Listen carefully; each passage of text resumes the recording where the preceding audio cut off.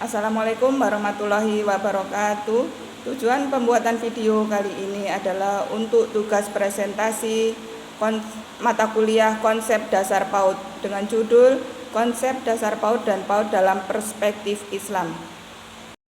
Perkenalkan, nama saya Heni Prastyo, jurusan PIAUD semester 1 dengan dosen pengampu Khori Ismawati, SS MPDI. Yang pertama adalah konsep dasar PAUD. Pengertian PAUD menurut Departemen Pendidikan Nasional tahun 2002. Pendidikan anak usia dini adalah suatu upaya pembinaan yang ditujukan bagi anak sejak usia dini yang dilakukan melalui pemberian rangsangan pendidikan untuk membantu pertumbuhan dan perkembangan jasmani dan rohani agar anak memiliki kesiapan dalam memasuki pendidikan lebih lanjut. Yang dimaksud anak usia dini adalah anak yang berusia 3-6 tahun, di mana mereka memiliki pola pertumbuhan dan perkembangan dalam aspek agama dan moral, fisik motorik, kognitif, sosial emosional, seni, bahasa, dan komunikasi khusus, sesuai dengan keunikan dan tahap-tahap perkembangan sesuai usia yang dilalui oleh anak usia dini tersebut. Kelembagaan pendidikan anak usia dini dalam Undang-Undang Republik Indonesia Nomor 20 Tahun 2003, PAUD menjadi bagian dari sistem pendidikan Indonesia yang integral dan sistematik. Ada 3 jalur jenjang PAUD di Indonesia, antara lain: pertama, PAUD jalur informal yang diselenggarakan di lingkungan keluarga maupun oleh pihak penyelenggara homeschooling bagi anak usia dini. 2. PAUD jalur non-formal diselenggarakan secara terstruktur dan berjenjang di luar jalur formal, berbentuk lembaga PAUD. Jalur non-formal misalnya pos PAUD, taman penitipan anak, dan kelompok bermain.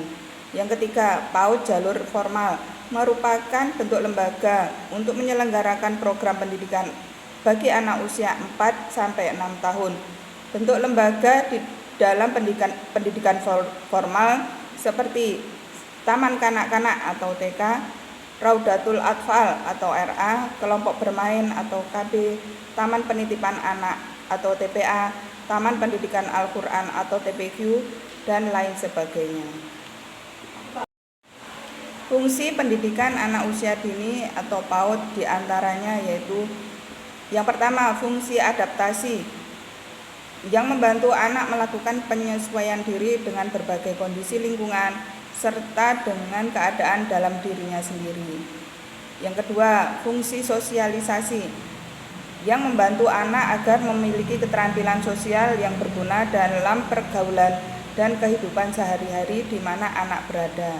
Yang ketiga, fungsi pengembangan berbagai potensi yang dimiliki anak dan yang bermanfaat bagi anak itu sendiri maupun lingkungannya. 4. Fungsi bermain, karena hak anak sepanjang rentang pertumbuhannya melalui kegiatan bermain. Anak akan mengeksplorasi dunianya dengan membangun pengetahuannya sendiri. Tujuan pendidikan anak usia dini yakni: 1. Menanamkan dan mengembangkan keimanan dan ketakwaan anak. Yang kedua, membentuk anak yang berkualitas. Yang ketiga, membantu menanamkan sikap disiplin anak. Yang keempat, membantu memberikan rangsangan atau motivasi untuk menumbuhkan potensi tersembunyi. Yang kelima, melakukan deteksi dini terhadap kemungkinan terjadinya gangguan dalam pertumbuhan dan perkembangan potensi anak. Yang kedua, PAUD dalam perspektif Islam. Pengertian PAUD dalam pandangan Islam mencangkup prinsip mendahulukan penanaman akidah, menuntun dan menuntut aktualisasi ibadah, pembinaan akhlak mulia dan melatih kemandirian, serta prinsip keseimbangan antara dunia dan akhirat, serta prinsip keseimbangan antara ilmu dan amal. Berikut adalah hadis yang diceritakan Abu Hurairah radhiyallahu anhu. Kulu maululadu alal fitrah fa'abawahu yuhawwiddanihi au yumajjisa tihi au yunassoroni, yang artinya Setiap anak yang lahir dilahirkan atas fitrah atau suci. Kedua, orang tuanya lah yang menjadikan Yahudi, Majusi atau Nasrani. Hadis riwayat Bukhari dan Muslim. Metode PAUD menurut perspektif Islam. Ada beberapa metode sebagai berikut. Metode dengan keteladanan, yaitu metode dalam mempersiapkan dan membentuk aspek moral, spiritual, dan etos emosi anak sejak usia dini. Yang kedua, pendidikan dengan latihan dan pengalaman, yaitu merealisasikan ajaran Islam berupa amal soleh yang diridhoi oleh Allah Subhanahu wa Ta'ala. Yang ketiga, mendidik melalui permainan. Anak usia dini tidak membedakan antara bermain, belajar, dan bekerja, dimanapun mereka memiliki kesempatan bermain. Yang keempat, mendidik melalui nyanyian.